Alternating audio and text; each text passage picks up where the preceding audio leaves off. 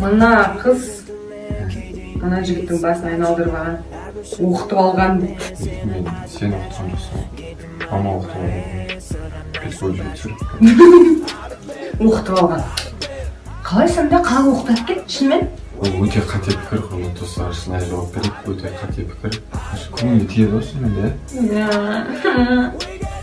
Жылағым келіп отыр. Бірақ сонда да оқыту деген қалай ол сонда? Басын айналдырып алу деген сияқты ғой. Басын айналдырып алу деген сонда мен бүйтіп бұрап сен басын айналдырып алған ба? Осындай әзілдерге таусылмайды.